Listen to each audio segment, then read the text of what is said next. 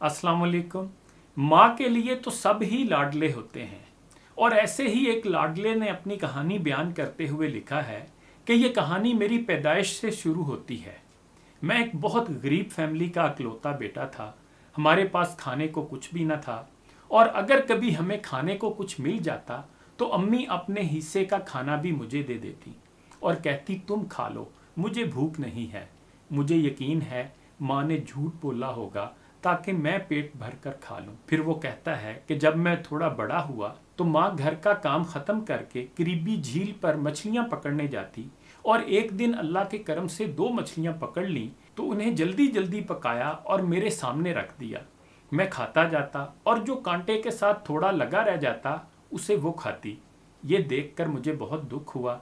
मैंने दूसरी मछली माँ के सामने रख दी। उसने वापस कर दी और कहा, बेटा तुम खा लो, तुम्हें पता है ना मछली मुझे पसंद नहीं है। मैं जानता हूँ माँ ने ये भी झूठ ही कहा होगा। फिर वो कहता है कि जब मैं स्कूल जाने की उम्र का हुआ तो मेरी माँ ने एक गारमेंट्स की फैक्ट्री के साथ काम करना शुरू किया और घर घर जाकर गारमेंट्स बेचती।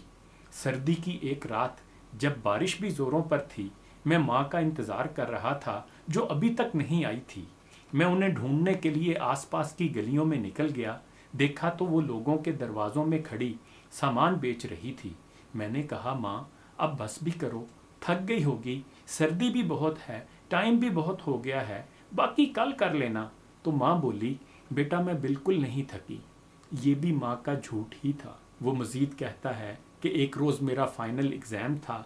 माँ ने ज़िद की कि वो भी मेरे साथ चलेगी। मैं अंदर पेपर दे रहा था और वो बाहर धूप की तपश में खड़ी मेरे लिए दुआ कर रही थी।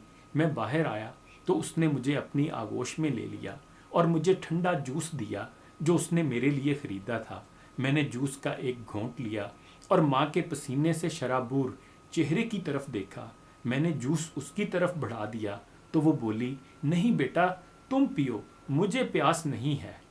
ये भी झूठ ही होगा। फिर वो कहता है कि जब मैंने ग्रेजुएशन मुकम्मल कर ली तो मुझे एक अच्छी जॉब मिल गई। मैंने सोचा अब माँ को आराम करना चाहिए और घर का खर्च मुझे उठाना चाहिए। वो बहुत बूढ़ी हो गई है।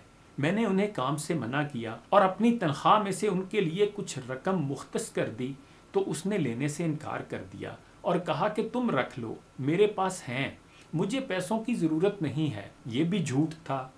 मैंने जॉब के साथ अपनी पढ़ाई भी मुकम्मल कर ली तो मेरी तनख्वाह भी बढ़ गई और मुझे जर्मनी में काम की ऑफ़र हुई। मैं वहाँ चला गया।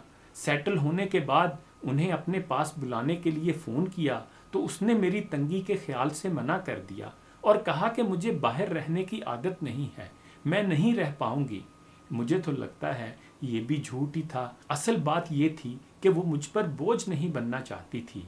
फिर जब मेरी माँ बहुत बूढ़ी हो गई, उन्हें कैंसर हो गया, उन्हें देखभाल के लिए किसी की ज़रूरत थी, मैं सब कुछ छोड़ छाड़ कर उनके पास पहुँच गया।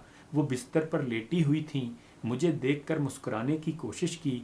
मेरा दिल उनकी हालत पर खून के आंसू रो रहा था। वो बहुत लागर हो गई थीं।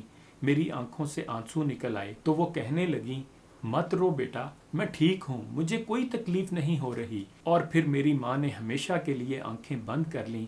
आखिरी वक्त भी माँ जब तकलीफ़ में थी तो उसको यही फ़िक्र थी कि मुझे कोई दुख ना हो, बस मैं खुश रहूँ। क्या हस्ती है ये माँ, इसका कोई नेमल बदल नहीं। जिनके पास माँ है इस अजीम नेमत की हिफाजत करें इससे पहले कि ये अपना आखिरी झूठ बोल जाए। और जिनके पास नहीं है उन्हें चाहिए कि वो हमेशा उनकी मग़फ़िरत और बुलंदी दर्जात के लिए दुआ करते रहें। अगर आपकी वालदा ज़िंदा हैं तो उनकी खूब खिदमत कर लें। मुनव्वर राना के इस शेर के साथ इजाज़त चाहूँगा। तेरे दामन में सितारे हैं तो होंगे ए फलक, मुझको अपनी माँ की मैली ओढ़नी अच्छी लगी।